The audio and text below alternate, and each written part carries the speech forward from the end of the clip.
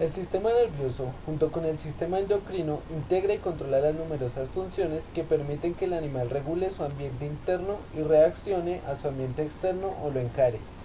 La unidad funcional del sistema nervioso es la neurona, que consiste en un cuerpo celular que contiene el núcleo, la máquina metabólica en dendritas y un axón que retransmite estímulos a otras células. El sistema nervioso. La unidad básica del sistema nervioso central es la neurona, pero en cuanto a su estructura y funciones, el sistema nervioso se encuentra dividido de acuerdo a como se muestra en el siguiente esquema. En la tabla podemos observar que el sistema nervioso se divide en dos, el sistema nervioso central y el sistema nervioso periférico. Estos a su vez se dividen en diferentes estructuras como el encéfalo, la médula espinal, el sistema nervioso somático y el sistema nervioso neurovegetativo. También podemos ver que estos se dividen en otras estructuras tales como el prosencéfalo, el mesencéfalo, el rombencéfalo, los nervios raquídeos, los nervios craneales, entre otros. El sistema nervioso central.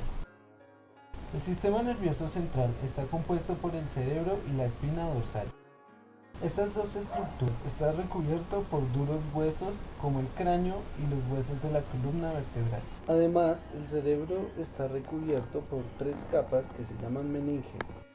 Las meninges son un resistente tejido conjuntivo que rodea y protege el encéfalo y la médula. La capa más externa se llama dura madre. Es gruesa, resistente y flexible, pero no puede estirarse. La capa intermedia se denomina membrana aracnoides. Debe su nombre a su aspecto parecido al de una tela de araña. La membrana aracnoides es blanda y esponjosa y se sitúa debajo de la dura madre. La tercera capa se conoce como pia madre. Se encuentra estrechamente unida al encéfalo y recubre todas las circunvoluciones de la superficie, los vasos sanguíneos más pequeños de la superficie del encéfalo y de la médula espinal. Entre la pia madre y la membrana aracnoide se encuentra el espacio subaracnoideo. Este espacio está lleno de líquido cefalorraquídeo. El encéfalo recibe el 20% del flujo sanguíneo del corazón y lo recibe continuamente. Otras partes del organismo reciben cantidades variables de sangre, pero el encéfalo siempre recibe su cuota. Debido a que no puede extraer energía temporalmente, si no hay oxígeno ni almacenar combustible, o sea glucosa, es esencial que el encéfalo mantenga un aporte sanguíneo constante. Una interrupción de un segundo en el flujo sanguíneo cerebral agota gran parte del oxígeno disuelto en él. Una interrupción de 6 segundos produce una pérdida de conciencia en pocos minutos, comienza a darse un daño permanente. El encéfalo flota en un baño de líquido cefalorraquídeo que contiene el espacio subaracnoideo. Este líquido reduce el impacto que podría causar sobre el encéfalo y la médula espinal los movimientos bruscos de la cabeza. El encéfalo contiene una serie de cavidades interconectadas llamadas ventrículos, las cuales están llenas de líquido cefalorraquídeo. Las cavidades más grandes son los ventrículos laterales que están conectados con el tercer ventrículo. El tercer ventrículo se localiza en la línea media del encéfalo. Sus paredes dividen las zonas cerebrales circundantes en mitades simétricas. Un puente de tejido neuronal llamado masa intermedia atraviesa la línea media del tercer ventrículo y sirve como útil punto de referencia en el estudio del encéfalo. El acueducto cerebral es un largo tubo que conecta el tercer ventrículo con el cuarto ventrículo. Los ventrículos laterales constituyen el primero y el segundo ventrículo, aunque no se utilizan estos términos para nombrarlos. El líquido cefalorraquídeo se extrae de la sangre y tiene una composición parecida al plasma sanguíneo. Este se produce en un tejido especial con un riego sanguíneo especialmente abundante llamado plexo coroideo, el cual sobresale en el interior de los cuatro ventrículos. El líquido cefalorraquídeo se produce continuamente y su vida media es de alrededor de 3 horas. Su volumen total es de aproximadamente 125 mililitros. Producido en los cuatro ventrículos, circula por las cavidades y luego es absorbido por el riego sanguíneo a través de los gránulos aracnoideos. Estas estructuras con forma de saco se proyectan hacia el seno longitudinal superior, un vaso sanguíneo que descargan las venas que irrigan al encéfalo. En el cuadro clínico conocido como hidrocefalia obstructiva, Un niño puede nacer con un acueducto cerebral que sea demasiado estrecho para permitir un flujo normal. Esta oclusión lleva a un gran aumento de la presión en el interior de los ventrículos, dado que el plexo coroideo continúa produciendo líquido cefalorraquídeo. Si la obstrucción persiste y no se hace nada para invertir el aumento de la presión intracerebral, los vasos sanguíneos llegarán a ocluirse, lo cual puede producir una lesión cerebral permanente y quizás mortal. En estos casos, un neurocirujano puede operar al paciente taladrando el cráneo e insertando una sonda en los ventrículos. Luego, la sonda se coloca bajo la piel y se conecta a la válvula implantada en la cavidad abdominal, que reduce la presión. Cuando la presión de los ventrículos llega a ser excesiva, la válvula permite que el líquido cefalorraquídeo fluya hacia el abdomen, donde finalmente es reabsorbido por el riego sanguíneo. El encéfalo. El sistema nervioso se divide en el sistema nervioso central y el sistema nervioso periférico. El sistema nervioso central, a su vez, se divide en el encéfalo y la médula espinal, como lo habíamos dicho antes. Ahora hablaremos del encéfalo. El encéfalo está dividido en tres áreas: prosencéfalo, cerebro anterior; mesencéfalo, cerebro medio; y romboencéfalo, cerebro posterior. Prosencéfalo. La palabra prosencéfalo literalmente significa por delante del encéfalo. Así se denomina a la parte anterior del cerebro. El prosencéfalo está dividido en el telencéfalo y el diencéfalo. El telencéfalo incluye la corteza cerebral, los ganglios basales y el sistema límbico. La corteza cerebral rodea los hemisferios cerebrales como la corteza a un árbol. La corteza cerebral está plegada. Estos pliegues están formados por surcos, pequeñas hendiduras, cisuras o fisuras, profundas hendiduras y circunvoluciones, que son abultamientos localizados entre dos surcos o cisuras adyacentes, que aumentan considerablemente su superficie. 2/3 de la superficie de la corteza cerebral se hallan ocultos entre las hendiduras, lo que triplica su superficie.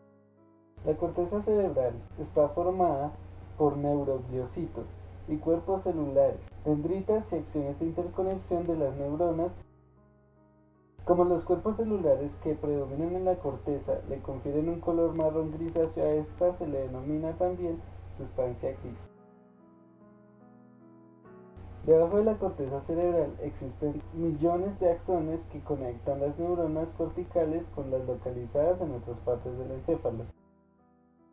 La concentración alta de mielina da a este tejido un aspecto de color blanco opaco, de ahí su nombre de sustancia blanca. Tres áreas de la corteza cerebral reciben la información de los órganos sensoriales: la corteza visual primaria, la corteza auditiva primaria y la corteza somatosensorial.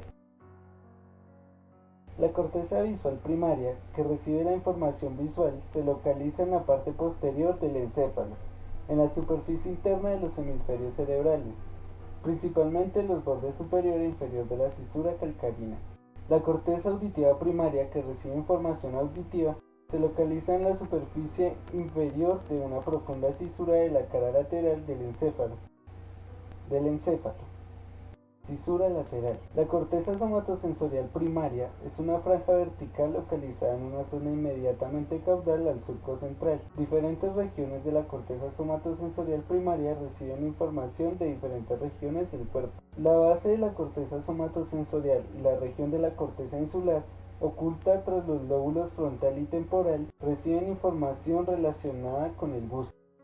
La información sensorial del cuerpo o del entorno se envía a la corteza sensorial primaria del hemisferio contralateral o contrario, así como la corteza somatosensorial primaria del hemisferio izquierdo recibe la información de lo que se está sosteniendo con la mano derecha, la corteza visual primaria izquierda de lo que ocurre a la derecha de las personas, y así sucesivamente. La región de la corteza cerebral que está implicada en el control del movimiento es la corteza motora primaria. Localizada justo por debajo de la corteza somatosensorial primaria, las neuronas de esta corteza se conectan con los músculos de diferentes partes del cuerpo. En este caso, las conexiones también son contralaterales. El resto de la corteza cerebral lleva a cabo lo que sucede entre la sensación y la acción: percibir, aprender y recordar, planificar y actuar. Estos procesos tienen lugar en las áreas de asociación de la corteza cerebral. La corteza cerebral está dividida por un surco entre las regiones rostral y caudal de la corteza cerebral, conocido como el surco central. La región rostral está implicada en la actividad relacionada con el movimiento, como planificar y ejecutar la conducta. La región caudal está implicada en la percepción y el aprendizaje. La corteza cerebral se divide en 4 áreas o lóbulos de acuerdo a los huesos del cráneo que los cubre: lóbulo frontal, parietal, temporal y occipital. Las áreas sensoriales primarias envían información a las regiones adyacentes llamadas corteza sensorial de asociación. En esta área, circuitos de neuronas analizan la información recibida desde la corteza sensorial primaria. La percepción y el recuerdo se almacenan en esta zona. Las regiones de asociación, situadas lejos de las áreas sensoriales primarias, reciben información de más de un sistema sensorial, lo que permite que participen en varios tipos de percepciones y de memoria. Por ejemplo, permitirían asociar la visión de un rostro con el sonido de una voz. Las lesiones en estas zonas afectarán gravemente la función que en ella se encuentra radicada. La parte rostral del lóbulo frontal se llama corteza prefrontal. Esta región está implicada más en la elaboración de planes y estrategias. Respecto a los hemisferios cerebrales, algunas funciones están lateralizadas, es decir, localizadas en uno de los lados del cerebro. De manera general, se puede decir que el hemisferio izquierdo participa en el análisis de la información o el reconocimiento de acontecimientos seriales, lo que implica el reconocimiento de actividades verbales como hablar, escribir, leer, entre otras. El hemisferio derecho está especializado en sintetizar la información, por ejemplo, dibujar, leer mapas, construir objetos complejos. La unificación de la información de las funciones de ambos hemisferios se realiza en el cuerpo calloso. El cuerpo calloso es una amplia banda de axones que conecta partes correspondientes de la corteza de asociación de los hemisferios derecho e izquierdo. El sistema límbico es un conjunto de estructuras interconectadas que conforman un circuito capaz de regular las motivaciones y las emociones. El sistema límbico está compuesto por el hipocampo, la amígdala, el fórnix y los cuerpos mamilares. En la actualidad se sabe que algunas regiones como el hipocampo y la corteza límbica que los rodea están implicadas en el aprendizaje y la memoria. La amígdala, en cambio, está implicada en las respuestas emocionales, los sentimientos, la expresión de la emoción, los recuerdos de las emociones y el reconocimiento de los signos de la emoción de los demás. Los ganglios basales son un conjunto de núcleos subcorticales del cerebro que se sitúan bajo la parte anterior de los ventrículos laterales. Dichos núcleos son grupos de neuronas de forma similar. Las principales partes de los ganglios basales son el núcleo caudado, el putamen y el glóbulo pálido. Los ganglios basales están implicados en el control del movimiento. Por ejemplo, el mal de Parkinson tiene que ver con la degeneración de ciertas neuronas localizadas en el mesencéfalo que envían axones al núcleo caudado y al putamen. Diencéfalo. El diencéfalo se localiza entre el telencéfalo y el mesencéfalo, rodeando el tercer ventrículo. Sus dos estructuras más importantes son el tálamo y el hipotálamo. El tálamo, del griego tálamos, que significa cámara interna, constituye la parte dorsal del diencéfalo. Se sitúa cerca de la línea media de los hemisferios cerebrales, en la zona inmediatamente medial y caudal a los ganglios basales. Consta de los lóbulos conectados mediante un puente de sustancia gris, la masa intermedia, que trasplanta la parte medial del tercer ventrículo. Probablemente la masa intermedia no sea una estructura importante, pues no existe en el cerebro de muchas personas, pero sirve de referencia al examinar el encéfalo. La mayoría de las eferencias neuronales de la corteza cerebral provienen del tálamo. De hecho, gran parte de la superficie cortical puede dividirse en regiones que reciben proyecciones de partes específicas del tálamo. Las fibras de proyección son conjuntos de axones que surgen de cuerpos celulares localizados en una región del encéfalo y que establecen sinapsis con neuronas localizadas en otra región. El tálamo se divide en varios núcleos. Algunos núcleos talámicos reciben información sensorial procedente del sistema sensorial. Sus neuronas envían entonces la información de proyección sensorial específica a la corteza cerebral. El núcleo geniculado lateral recibe información del ojo y envía axones a la corteza visual primaria.